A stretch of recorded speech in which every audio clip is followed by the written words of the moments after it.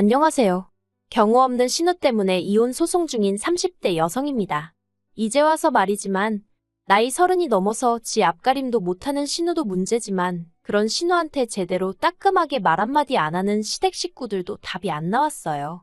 그래도 그나마 남편은 정상인 줄 알았더니 피는 못 속인다고 남편도 별반 다르지 않대요. 연애 당시 남편은 구급 공무원이었고 저는 대기업을 다니는 직장인이었습니다. 남편의 연봉은 제 연봉의 절반밖에 되지 않았지만 대신 정년이 보장되었기에 크게 차이가 난다고 생각을 못했네요. 그리고 처음엔 결혼까지 생각하며 만난 건 아니었어요. 하지만 사람 일이라는 게 늘 생각대로 되는 것은 아니잖아요. 별 문제 없이 사귀다 보니 언젠가부턴 서로가 당연히 결혼을 할 거라는 전제로 대화를 나누고 있더라고요. 그런데 막상 본격적으로 결혼 이야기가 진행이 되기 시작하니 왜 어른들이 결혼은 둘이서만 좋아서 될 일이 아니라고 하는 건지 조금은 이해가 갔습니다. 어디서부터 이야기해야 하나 싶지만 허심탄회하게 한번 털어놓아 볼게요. 솔직히 말해서 남편이 하고 다니는 거 보면 사람이 멀끔하고 한마디로 없는 집 아들 같단 생각이 안 들었어요. 그런데 알고 보니 남편은 소위 시댁의 기둥 같은 존재였습니다. 시부모님은 마지막 사업이 실패한 이후로 남편이 드리는 용돈에 소일거리로 버시는 돈을 더해 생활을 이어가고 계셨고 노후 준비는 당연히 되어 있지 않았어요. 사시는 곳도 당장은 전세였는데 만약에 집주인이 전세보증금을 더 올리겠다 하면 그때는 이사를 가실 거라 했고요. 그리고 이런 이야기를 들으니 차마 남편에게 대놓고 묻지는 못했지만 결혼을 한다 해도 솔직히 뭐 하나 받지도 못하겠구나 싶대요. 반면에 저희 친정은 그래도 그럭저럭 여유가 있는 편이었습니다. 두 분 사시는 아파트에 서울에 세 주고 있는 아파트 하나 그리고 월세 나오는 상가 2개가 있으셨지요. 노후 준비도 두 분 다 오랫동안 직장 생활을 하셔서 연금으로 생활이 가능하신 상황이었고요. 그래서 제가 남편더러 그럼 당신이 따로 모아둔 돈은 얼마나 있냐고 물었습니다. 그러자 남편이 또 한 번 고개를 숙이더니 4천이라며 웅얼거리더라고요. 황당했지요. 공직을 시작한 지 제가 알기로 5년 차였는데 겨우 4천이라니. 물론 4천이 결코 작은 액수는 아니지만 그래도 1년에 1,000만 원도 못 모았다는 이야기였으니까요. 그래서 저도 모르게 돈 벌어서 다 뭐 했냐고 물었더니 그냥 뭐 부모님 생활비도 보태드리고 동생도 챙겨주고 그랬지 하며 말을 얼버무리더라고요. 그리고 남편의 그런 이야기를 듣고 나니까 솔직히 이 결혼을 하는 게 맞는 건지 도통 확신이 들지 않았습니다. 왜냐하면 저는 남편과는 반대로 친정부모님으로부터 경제적으로 지원을 많이 받고 있었거든요. 한마디로 한쪽은 부모님을 도와드려야 하는 상황이고 한쪽은 도움을 받는 상황이었으니 그래서 결국 제가 남편더러 아직 결혼은 시기상조인 것 같다고 미루자고 얘기를 했었어요. 솔직히 말하자면 헤어지자고 하려고 했는데 차마 그 말은 입이 떨어지질 않아서 못하고 애둘러서 이야기를 했던 거지요. 그런데 남편이 결혼하고 생활이 안정되면 돈은 금방 모을 수 있을 거라며 제 마음을 돌리려 했습니다. 결혼만 하면 시댁에 드리던 생활비도 줄일 거라면서요. 그리고 저는 그런 남편의 애걸복걸하는 모습에 마음이 많이 흔들렸어요. 그래서 고민 끝에 부모님께 교제 중인 상대가 있고 결혼 이야기도 오가는데 상황이 이러이러하다며 전부 다 털어놓았습니다. 그러자 친정부모님께선 모든 게 괜찮은 사람인데 돈만 문제인 거라면 그건 당신들이 도와주겠다 하시대요. 그래서 결국 남편과 다시 결혼 준비를 이어나갔어요. 솔직히 친정부모님께 죄송스러웠지만 한편으론 정말 다행이다 싶었지요. 그렇게 저는 남편과 부부의연을 맺었습니다. 남편은 예상대로 모아둔 돈 4천만 원을 가지고 온 게 전부였고 그 돈으로 혼수와 신혼여행을 해결했습니다. 저는 친정에서 서울에 있는 아파트를 제 명의로 해주셨고요. 그런데 친정부모님이 해주신 건 그게 다가 아니었습니다. 결혼 전 친정부모님 카드를 쓰고 용돈도 받고 게다가 친정에 얹혀 살았으니 솔직히 저도 가만히 있을 수는 없었거든요. 그래서 매달 친정부모님께 150만 원씩 드리고 있었지요. 제가 받아 쓴 게 더 많으니 용돈이라고 칭하긴 남사스럽고 그냥 생활비를 보태는 개념이었습니다. 그런데 친정부모님이 그간 그 돈을 거의 손 떼지 않으시고 따로 모아두셨더라고요. 그리고 그렇게 모인 돈이 자그만치 7천이었습니다. 거기에 제가 개인적으로 모아둔 돈도 있었는데 그렇게 이리저리 긁어 모으니 1억 3천이 되었고요. 그리고 지금 생각하면 너무나 어리석게도 저는 부부 사이에 비밀은 없어야 한다고 생각했어요. 제가 남편이 시댁에 얼마나 해드리는지를 지켜보기 위해선 저도 모든 걸 오픈해야 한다고 생각했거든요. 그래서 1억 3천이란 목돈이 있다는 것을 남편에게 이야기했습니다. 그리고 저는 이 돈을 가지고 설마 다른 사람이 김칫국을 마실 거라곤 상상도 못했네요. 어머님과 제 사이는 좋을 것도 나쁠 것도 없었습니다. 처음 인사를 드리러 갔던 날부터 그다지 저를 살갑게 대해주지 않으셨고, 저도 애교가 있고 그런 성격은 아니다 보니 그냥 평범한 시어머니와 며느리 사이였다고 생각해요. 그런데 저와 남편이 결혼하고 1년쯤 지났을 무렵, 어머님과 제가 한번 크게 부딪히면서 사이가 나빠졌어요. 그리고 어머님과 제 사이가 나빠지게 된 결정적인 원인은 신우의 사업이었습니다. 남편에게는 2살 어린, 저와는 동갑인 신우가 있었는데 솔직히 대화만 나눠보면 동갑이란 게 믿기지 않을 만큼 철이 하나도 들지 않은 사람이었어요. 요즘 같은 시대에는 할 줄 아는 게 많아야 한다면서 툭하면 이거 배웠다 저거 배웠다 하는 성격이었는데 덕분에 제대로 할 줄 아는 건 하나도 없었고요. 그런데도 시부모님은 뭐든지 도전해보는 게 좋은 거라면서 없는 살림에도 그런 신우 뒷바라지를 멈추지 않으시대요. 하지만 그거야 뭐, 시부모님이 부모로서 당신 자식한테 투자를 하신다는데 제3자인 제가 무슨 이야기를 하겠어요. 그저 속으로 저건 아니다 싶어도 그냥 혼자 생각만 하고 말았지요. 그런데 그런 신우가 난데없이 양초 사업을 하겠다며 시부모님께 5천을 해달라고 했다더라고요. 하지만 저희 시부모님께 5천이란 큰돈이 있을 리 만무했습니다. 그렇다 보니 시부모님께서 저희 부부를 호출하셨어요. 그리고 알고 보니 저는 시댁에 내려갈 때까지도 솔직히 신우가 사업이니 뭐니 그런 내용을 하나도 몰랐거든요. 남편도 모르고 있다고 생각했고요. 그런데 그게 아니라 남편은 이미 다 알면서 모른 척하며 저를 시댁에 데려간 거였어요. 그리고 시댁에 도착하니 시부모님께서 저에게 거두절미하고 말씀하시겠다며 저더러 5천만 원만 일단 좀 빌려 쓰자 하시는 겁니다. 그래서 제가 그런 큰 돈이 어딨냐고 발뺌을 해봤는데 남편이 옆에서 내가 이미 다 말씀드렸어 하는 거예요. 환장할 노릇이었지요. 솔직히 말해서 제가 정말 그깟 5천만 원 없어도 그만이지 할 수 있을 정도로 돈이 많았거나 아니면 저희 시부모님이 정말 그 돈을 갚으실 능력이 되셨거나 하다못해 신우가 하겠다는 사업이 정말 비전이 보였다거나 뭐가 됐든 조건 하나만 맞아 떨어졌어도 제가 최소한 생각은 해봤을 거예요.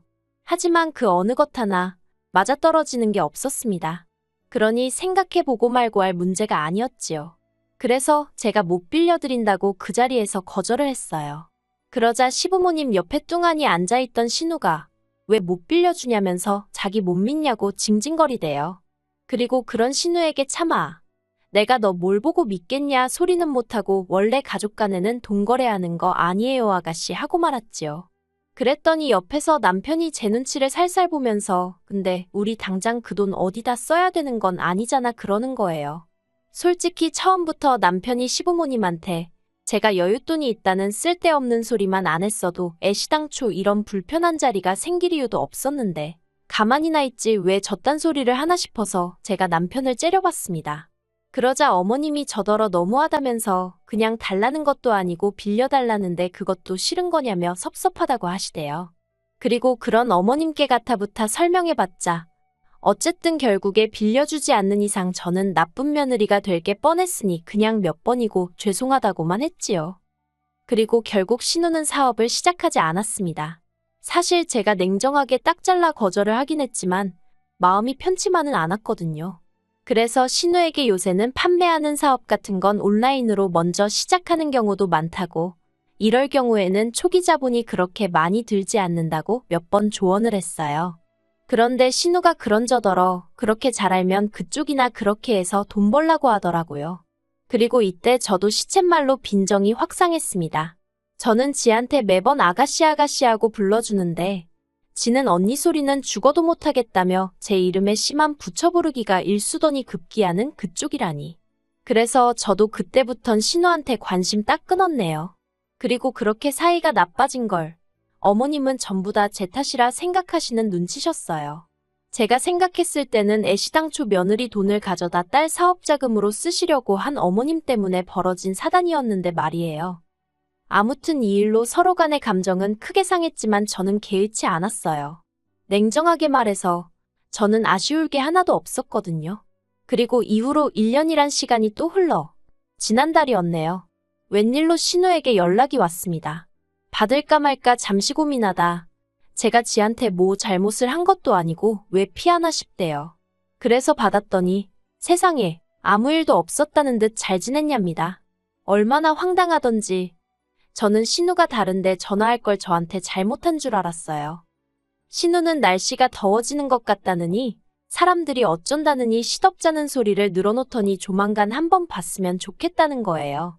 그리고 저는 그 순간 본능적으로 또 뭐 부탁할 게 있구나 싶었습니다. 그리고 뭐가 됐건 간에 도와줄 생각은 없었지만 그래도 혹시나 다른 이야기를 할 수도 있으니 그러자고 한번 만나자고 했어요. 마음 한구석에선 혹시나 신우하고 관계가 나아지면 남편이 좋아하겠구나 싶은 생각도 있었고요. 그리고 그렇게 만난 신우는 뜬금없는 소리를 했습니다. 제가 다니는 회사에서 이번에 전 국민을 상대로 공모전을 한다며 자기가 이번에 응모를 할 거니까 자기를 1등으로 뽑아달라는 거예요. 1등이 되면 상금이 1,000만 원인데 그걸로 유럽 여행을 가고 싶다나요? 어이가 없고 황당해서 무슨 수로 아가씨를 1등으로 뽑냐고 되물었습니다. 그랬더니 같이 일하는 직원들한테 미리 말을 해놓으면 되는 거 아니냐는 말도 안 되는 소리를 하더라고요. 한심하고 기도 안 차서 제가 괜히 나온 것 같다 하고 먼저 자리에서 일어났어요. 그리고 집에 돌아오니 벌써 남편이 신우랑 통화를 한 건지 어두운 표정을 하고 있었습니다. 그런데 저를 보더니 한숨만 푹 내쉬고 아무 말도 안 하더라고요. 그래서 저는 속으로 자기가 생각해도 어이가 없으니 나한테 따지지도 못하는 거겠지 싶대요. 그리고 남편이 잘못한 건 아니니까 좀 안쓰러운 마음도 있었어요. 저를 보기가 얼마나 창피할까 싶어서요. 그런데 얼마 안 있다가 남편이 얘기 좀 하자더니 번번이 왜 이렇게 서운하게 하냐입니다.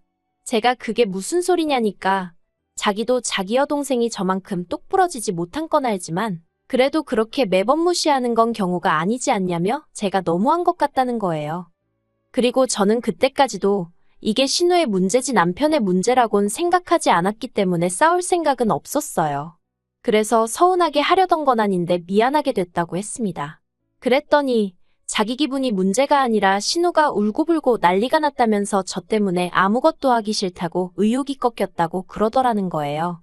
듣는데 어이가 없었지만 그래서 나더러 어떡하라는 거냐고 물었어요. 그러자 남편이 한다는 말이 이참에 그간의 일을 사과하는 의미로 유럽 여행을 제가 보내주면 어떻겠냐입니다. 14박 15일 정도로요. 그 말을 듣는데 순간 화가 나서 눈이 뒤집힌다는 게 이런 기분인가 싶대요. 당연히 용납할 수 없는 이야기였고 그 말을 시발점으로 남편과는 전에 없이 크게 다투게 되었습니다. 남편은 제가 신우를 무시한 게 문제라며 그걸 먼저 사과해야 한다우겼고 저는 무시한 적도 없지만 이제 정말 무시해야겠다고 아주 네 동생이나 너나 수준도 안 맞고 뻔뻔해서 상종도 못하겠다 받아쳤어요. 그리고 싸움이 길어지면서 남편은 저 때문에 시부모님께 용돈까지 줄여서 드리고 있다며 자기가 힘들게 돈 벌어서 저 좋은 일 시키는 것 같다는 말 같지도 않은 소리를 해댔지요. 저는 그런 남편에게 네가 벌어온 돈은 전부 네가 다 쓴다고 네 기름값이며 보험료며 네 입으로 들어가는 음식들은 다 어디서 공짜로 나오는 줄 아냐 했습니다. 그리고 지금 네가 서 있는 이 집도 따지고 보면 네 지분은 하나도 없는데 단지 나랑 결혼했단 이유로 공짜로 지내고 있지 않냐 소리까지 해버렸네요. 그러자 남편이 할 말이 없었는지 저더러 네 능력으로 산 집도 아니면서 그런다는 거예요. 그래서 잘난 부모 둔 것도 내 능력이라고 소리를 질러버렸어요. 그랬더니 남편이 못 참겠다며 자기가 나가겠답니다. 대신 저더러 침대는 자기 돈으로 산 거니까 쓰지 말라길래 내일이라도 바로 용달차 불러서 시댁으로 보낼 테니 걱정을 말라 했네요. 그리고 남편이 집을 나갔고 저는 그런 남편이 괘씸해서 견딜 수가 없었습니다. 그래서 말한 대로 용달차 불러서 침대 몇 식탁이며 남편 돈으로 산 것들은 전부 다 시댁으로 보내버렸지요. 그랬더니 이번엔 어머님이 전화를 하셔서는 남편을 내쫓아놓고는 이런 짓까지 하느냐며 이걸 지금 어디다 두라는 거냐고 화를 내시는 거예요. 그래서 그건 어머님 하드라고 상의하시라고 그 사람이 자기 거라길래 돌려준 거라 했더니 어머님이 저더러 독종이라면서 살다 저처럼 독한 엑스는 처음이랍니다. 그래서 그러시냐고 저도 어머님도 그렇고 이렇게 뻔뻔한 사람들은 처음이라고 받아쳐버렸네요. 솔직히 이미 이혼까지 생각하던 마당이었으니 당하고만 있을 필요가 없겠더라고요. 그리고 거기서 그치지 않고 저는 바로 지인의 소개를 받아 이혼 전문 변호사를 고용했습니다. 처음엔 남편하고 협의 이혼으로 하려고 했는데 어디서 뭘 듣고 왔는지 아파트 절반이 직권의 재산 형성이 어떻고 저떻고 헛소리를 남발하길래 어쩔 수가 없었네요. 그리고 지금 소송 진행 중인데 전 걱정이 하나도 없습니다. 변호사도 자기가 수임료 받기가 민망할 지경이라고 할 정도로 저한테 유리한 상황이거든요. 하지만 남편은 이제 조금씩 똥줄이 타는지 정말 이혼해야겠냐며 저를 자꾸 찔러봐요. 그것도 하루는 울고불고 매달리기도 하고 또 어떤 날은 화도 내고 아주 혼자 북치고 장구치고 생쇼를 하고 있지요. 물론 저는 아무런 타격도 받지 않고 있지만요. 지금은 그저 이 지리한 과정이 빨리 마무리가 되어 완벽하게 자유의 몸이 되고 싶은 마음뿐입니다.